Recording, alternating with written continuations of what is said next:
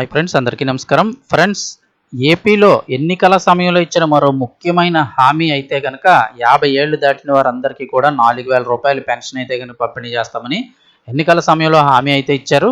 So ఇప్పుడు దానికి సంబంధించిన ఒక ముఖ్యమైన అప్డేట్ అయితే వచ్చింది. ఆ వివరాలు వీడియోలో తెలుసుకుందాం. వీడియో ఎక్కడ స్కిప్ చేయకుండా పూర్తిగా చూడండి. అలా తప్పకుండా ఒక లైక్ చేయండి. మరిన్ని అప్డేట్స్ కోసం ఛానల్ని సబ్స్క్రైబ్ చేసుకుని పక్కన బెల్ బటన్ కూడా ఆన్ చేసి పెట్టుకోండి. ఇంకా వివరాల్లోకి వెళ్ళిపోదాము. ఏపీ ప్రభుత్వం ఎన్నికల హామీల్లో భాగంగా 50 ఏళ్లు దాటిన వారందరికీ కూడా పెన్షన్ అయితే కనుక ఇస్తామని చెప్పారు. అయితే కూటమి ప్రభుత్వం పాలన మొదలై 2 ఏళ్లు గడిచినప్పటికీ కూడా కొత్త పెన్షన్లు అయితే ఇప్పటి వరకు దాదాపుగా ఇవ్వలేదు. కేవలం ఆల్రెడీ ఎవరైతే పెన్షన్ తీసుకున్న భర్త చనిపోయినట్లయితే ఆ మహిళకు మాత్రమే స్పౌస్ పెన్షన్లు అయితే శాంక్షన్ చేస్తున్నారు. ఇక ఈ జూన్ నుంచి కొత్తగా ఒక 2 లక్షల మంది దగ్గరికి ఇంచుమించు 1,50,000 నుంచి 2 లక్షల మందికి కొత్తగా స్పౌస్ పెన్షన్లు అయితే ఇస్తాము. ఆ తర్వాత దివ్యాంగ పెన్షన్లు ఇస్తామని చెప్పారు.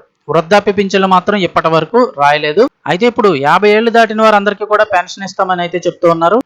ఆ వివరాలు చూసినట్టయితే కనుక మరో ఎన్నికల హామీ అమలు, 50 ఏళ్ల వారికి పెన్షన్ ముహూర్తం ఫిక్స్.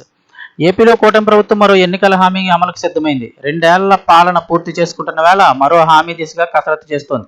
అందులో భాగంగా ఆర్థికంగా భారం నిర్వహణ పైన పూర్తి సమాచారం సేకరించింది.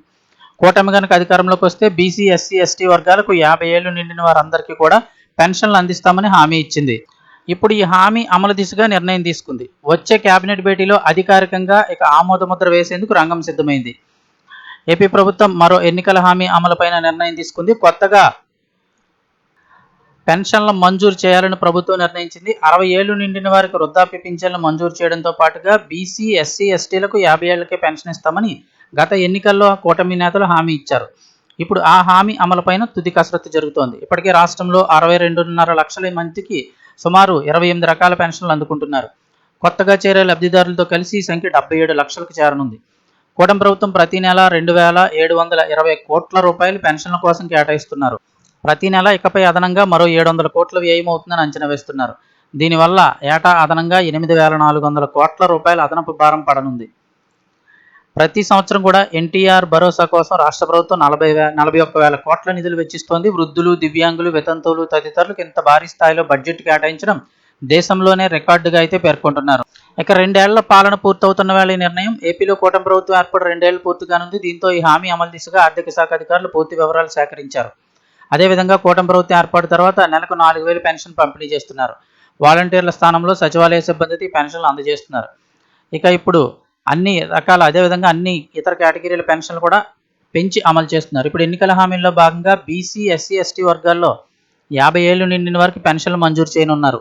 అదేవిధంగా వృద్ధాప్య పింఛన్లు 60 ఏళ్లు దాటిన వారు ఎప్పటి నుంచో ఎదురు చూస్తున్నారు. గత వైసీపీ ప్రభుత్వంలో ఎన్నికల సమయంలో 6 నెలల ముందు నుంచి ఆగిపోయిన పెన్షన్లు ఇంచుమించు 2.5 ఏళ్ల తర్వాత ఇప్పుడైతే కనుక ఇవ్వబోతున్నారు. 60 ఏళ్లు దాటిన వారందరికీ కూడా కొత్త పెన్షన్లు ఇస్తారు. దీంతో మొత్తంగా 15 లక్షల మంది వరకు కూడా ఇప్పుడు లబ్ధి పొందే అవకాశం ఉందని ప్రభుత్వం అంచనా వేస్తోంది. తుది కసరత్తు పూర్తి చేసి ఈసారి జరిగే కేబినెట్ భేటీలో అధికారికంగా నిర్ణయం తీసుకోవాలని భావిస్తున్నారు. సో దీనికి సంబంధించి ఎటువంటి అప్డేట్ వచ్చినా ఏ విధంగా ఏ పత్రాలు రెడీ చేసుకోవాలి, ఎలా అప్లై చేసుకోవాలి, ఒకవేళ ఆల్రెడీ అప్లై చేసుకున్న వాళ్ళు మళ్ళీ తిరిగి అప్లై చేసుకోవాలంటే గతంలో సచివాలయాల్లో వారి వివరాలు అయితే ఉన్నాయి, మళ్ళీ వాళ్ళు అప్లై చేసుకోవాలి లేదా అన్ని వివరాలు కూడా తెలియజేయడం జరుగుతుంది. సో ఛానల్ తప్పకుండా సబ్స్క్రైబ్ చేసుకొని ఫాలో అవుతుండండి.